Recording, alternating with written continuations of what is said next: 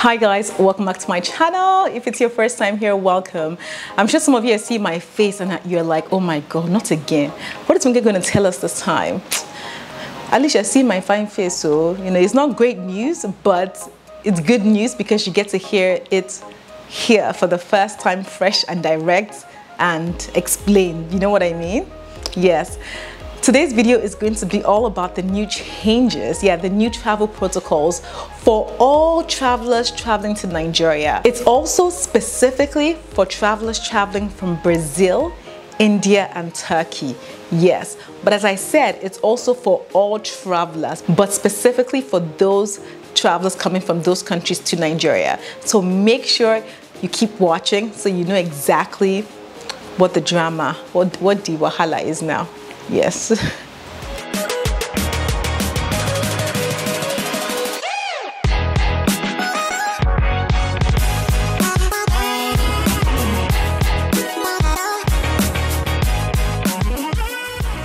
Guys, welcome back to my channel. If it's your first time here, welcome. My name is Sassy Funke and I'm a Nigerian author, travel and lifestyle content creator.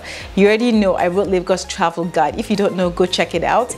But yes, I'm also the founder of Travel to Niger, and the reason why I'm really going to mention Travel to Niger here today is that you need to follow Travel to Niger on Instagram, because when it comes to travel updates and just anything worth knowing about traveling to Nigeria, you're going to hear it first on Travel to Niger. So make sure you follow Travel to Niger and turn on your notifications so you are not missing out. Also, don't forget to subscribe to this channel right here, Sassy Funke. We're a growing community, over 41,000 subscribers right now. Help me get to 50,000 subscribers. Click that red button below and give this video a huge thumbs up. I appreciate every single one of you. So now, let's get straight into this video. So I'm going to be reading from this circular that was sent by the Presidential Steering Committee on COVID-19, right? So the Nigerian government basically pushed this document out on May 1st. And just so you get a sense, all the content I'm going to be sharing right now is going to come into effect from Tuesday, the 4th day of May 2021. From the 4th of May 2021, every single thing I'm going to talk about here comes into effect. So it's key to bear that in mind. So let's just read a little bit of the document. It says, travel advisory for passengers arriving Nigeria from Brazil, India, and Turkey. First of all, don't be confused. But some of the content in here also apply to all travelers coming into Nigeria from any country. So not just for those countries, but you see as I explain along what I mean.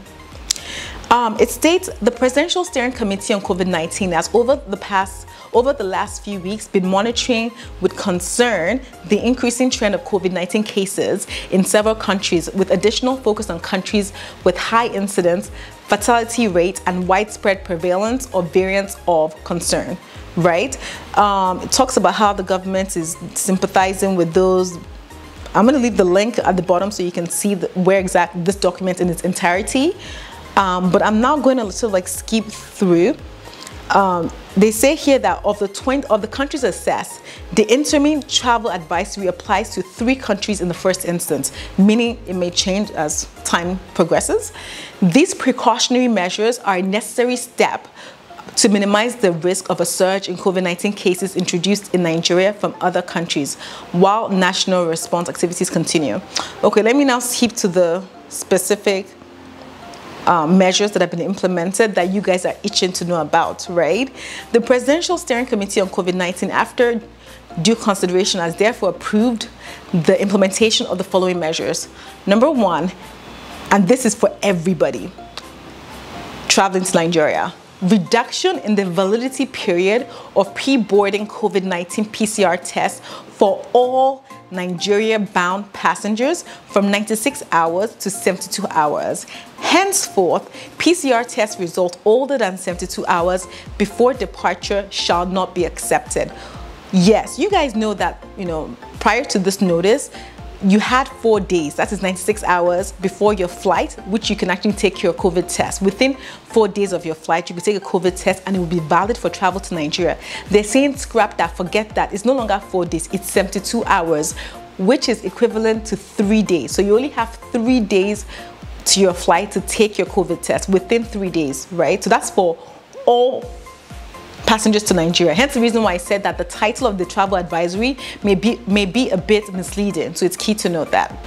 Number 2, it then talks about the guidelines specific to Brazil, India, and Turkey. It says, A, any person who has visited Brazil, India, or Turkey within 14 days preceding travel to Nigeria shall be denied entry into Nigeria. This regulation, however, does not apply to passengers who transited through these countries. Basically saying that if you pass through the country, if you were a transit, for example, you are flying from the US and you flew Turkish Airlines and you flew through Istanbul, right, and you're just a transit, it's okay, you can come into the country. But if you were based in Istanbul as maybe on holiday in Istanbul within the past 14 days of your flight, you cannot come into Nigeria. That's what they're saying. B, it says, the following measures shall apply to airlines and passengers who fail to comply with 1 and 2A, right? So people that, if airlines don't basically follow the rules and they basically let people into the country, or they board people with a PCR test older than 72 hours, they're saying that number 1, the airlines shall mandatorily pay a penalty of $3,500 for each defaulting passengers. I think airlines will not try it. What do you guys think? I don't think airlines will try it. To pay $3,500 per passenger. How much is the flight ticket, if you know what I mean? So that is to deter airlines from breaking the rules.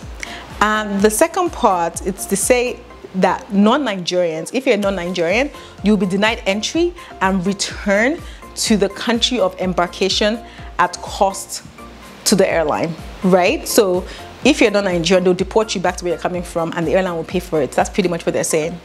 It then says, number C, Nigerians, right, and those with permanent resident permits shall undergo a 7-day mandatory quarantine in a government-approved facility at the point of entry city and at cost to passenger, right? So they're basically saying that if you're Nigerian and you have a permanent residency, you can come in, but you're going to have to spend 7 days in mandatory quarantine at a government facility that you will be paying for. How much it will cost, I don't know, but you're going to be the one paying for it. They're pretty much saying this. And they then go to explain that the following conditions shall apply to such passengers. So if you're spending the 7 days in mandatory quarantine, they're saying within point 1, within 24 hours of arrival, you're going to have to take a COVID PCR test, right? Number 2, if you're positive, the passenger shall be admitted within a government-approved treatment center in line with the national treatment protocols, meaning that if that COVID test that you do within 24 hours comes positive, they're going to take you to a treatment center and treat you accordingly, right, to normal protocols. If negative though, the passenger shall continue to remain in quarantine, that is in the government approved facility, right, and made to undergo a repeat PCR test on day 7 of their quarantine. I hope that makes sense. Like, if you guys have any questions, like, leave a comment below. I'll be looking through the comments to really help you guys. So make sure you drop a comment below if you have any questions around this. So point 3, it says passengers arriving from other destinations, right? A, you must observe a 7-day self-isolation at their final destination. This is in line with current protocols, right? So if you're coming from the UK, for example, you have to self-isolate for 7 days at your final destination, whether that's Lagos, anywhere you reach your final destination. You have to just stay at home, stay confined, and self-isolate for 7 days. B, carry out a COVID-19 PCR test on day 7 at selected laboratory, similar to before, right? At day 7, you have to do a PCR test once you've arrived. C, shall be monitored for compliance to isolation protocol by appropriate authorities. They're basically saying that they're going to be monitoring you to ensure that you're actually self-isolating. I know in the UK, they're very good at this. As when it comes to monitoring, I've already had some friends that have traveled to the UK. They come to your door, like, to check that you're isolating. Nigeria, I don't quite know if they're doing that, but they're saying that they're probably going to probably give you a call, but who knows, they might come to your house too. Point 4, false declaration. The point here is passengers who provided false or misleading contact information will be liable to prosecution. Basically saying that you should actually provide the right contact information for yourself, but if you don't, you might be liable to prosecution. You will be liable to prosecution, actually, they said. B, persons who willfully disregard or refuse to comply with the directions of port health staff, security agents, or evade quarantine shall be prosecuted in accordance with the law. They're basically saying that, you know, there's somebody that will get to the airport now, I'm doing saying they're not going to isolation, they're not going to whatever. Basically telling them in advance that they're going to be dealt with if they don't follow protocol. Point 5. State governments are required to ensure that all returning passengers from all countries are monitored to ensure adherence to the mandatory 7-day self-isolation period and the repeat COVID-19 PCR test on the 7th day after arrival. I feel like they put this point here just to reiterate that, you know, this 7-day test is mandatory. It's going to be monitored.